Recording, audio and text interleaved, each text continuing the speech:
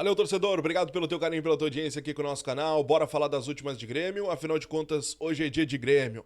Hoje nós vamos enfrentar o líder Botafogo, gurizada. Mas esse jogo pode ter um tempero um pouco diferente.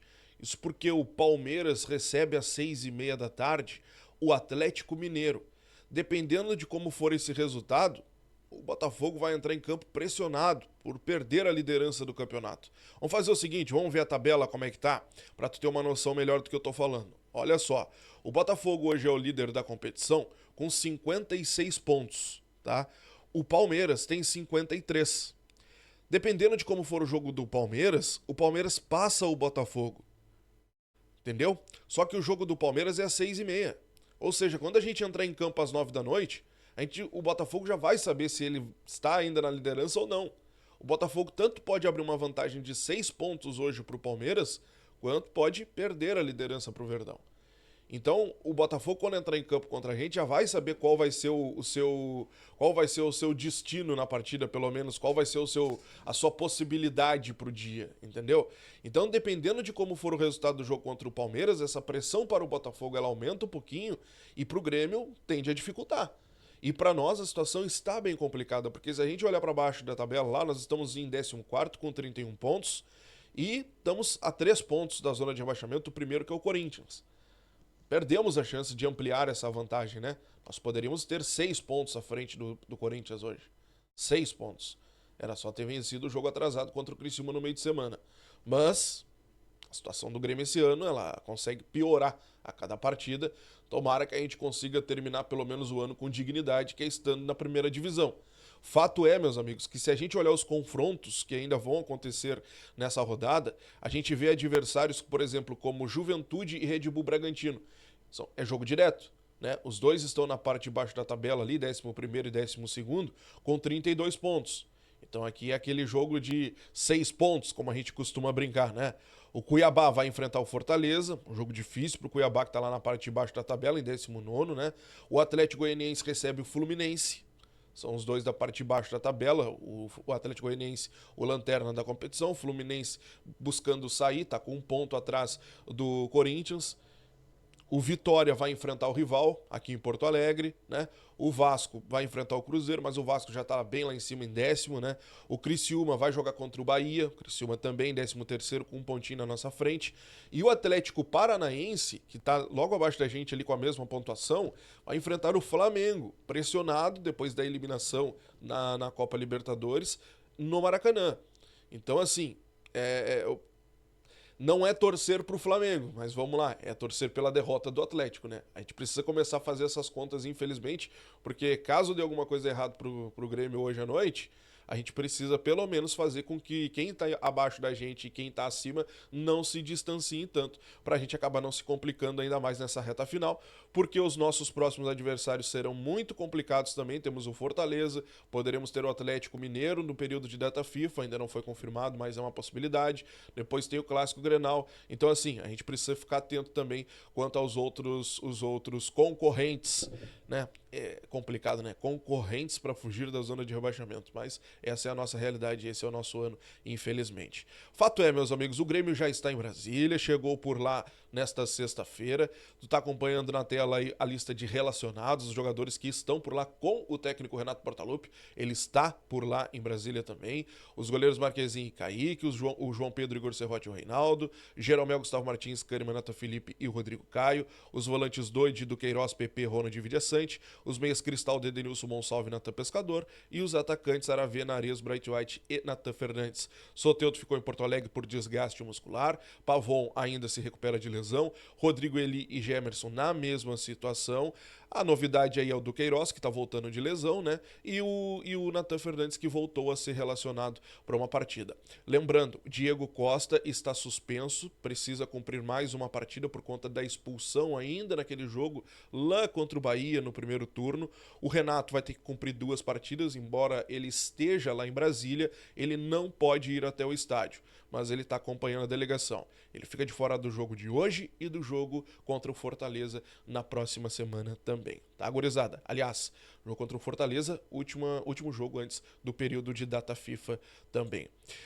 O provável Botafogo para hoje à noite tem o John, o Vitinho, o Bastos, o Barbosa e o Alex Telles, o Gregori e o Marlon Freitas, o Luiz Henrique ou o Matheus Martins, tá? O Savarino e o Thiago Almada e o Igor Jesus no comando do ataque. O técnico é o Arthur Jorge.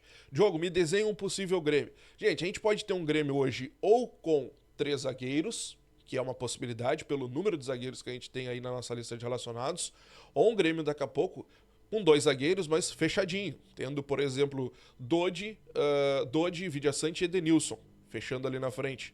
É uma possibilidade, tá? É uma possibilidade. O Renato, na última entrevista coletiva, falou em tirar o Cristaldo, aliás, perdão, ele não falou em tirar o Cristaldo, ele falou em tirar o meia, né? Falando que Monsalve e Cristaldo não dava para jogar juntos. Mas ele contava com o Soteldo.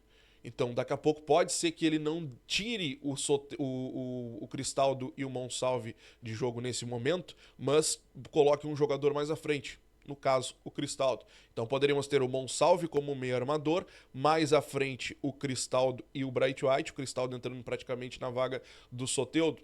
É uma possibilidade, mas aí num esquema com 3 zagueiros. Aí nós teríamos uma linha de 3 lá atrás, tendo daqui a pouco o Rodrigo Caio, que é o preferido do Renato, com Gustavo Martins e Kahneman, João Pedro e Reinaldo pelas laterais, tendo Dodi e Vidiaçante, tendo o Monsalve como armador e mais à frente o Cristaldo e o Bright White. É uma possibilidade, um esquema com 3 zagueiros. Eu lembro vocês que sempre que o Renato precisa, quando aquele escape de segurança, aquela chavinha de segurança, o Renato puxa o esquema com 3 zagueiros. Então é uma possibilidade, embora ele não goste.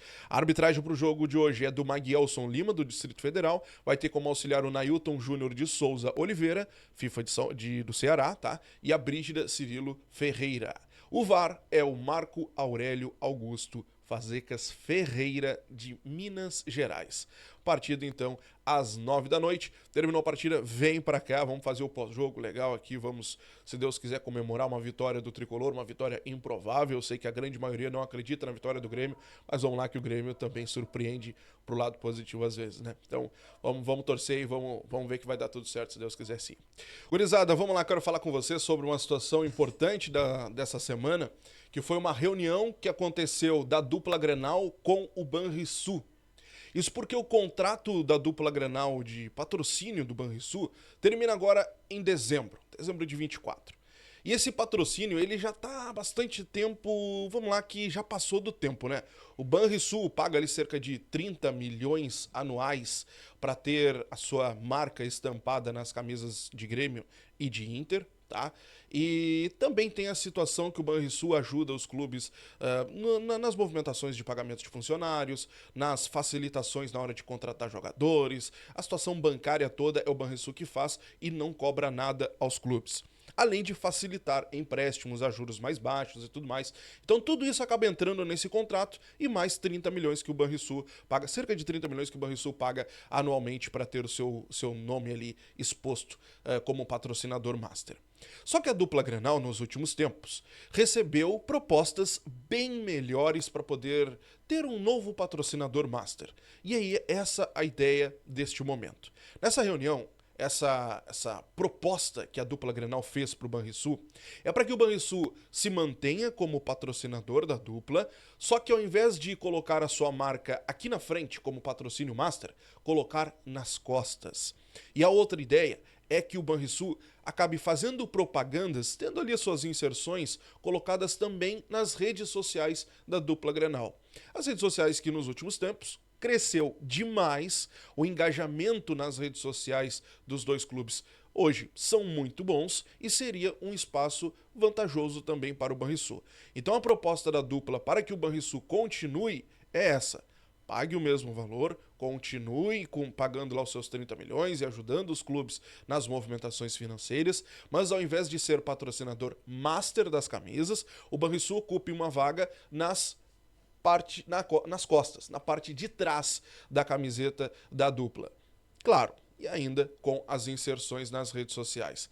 Grêmio e Inter tem propostas diferentes, mas propostas vantajosas para a próxima temporada para patrocinadores masters. A dupla teria, para vocês terem uma ideia, a quarta camisa mais cara do Campeonato Brasileiro, sendo 100 milhões de reais anuais. A quarta camisa mais valiosa do Brasileirão.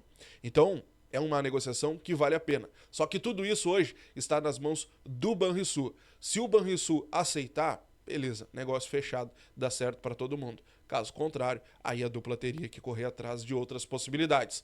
Para vocês terem uma noção, tá? Hoje o Corinthians, de apenas um patrocinador da camisa, recebe pouco mais de 100 milhões de reais. A dupla teria 100 milhões em todos os patrocinadores da camisa.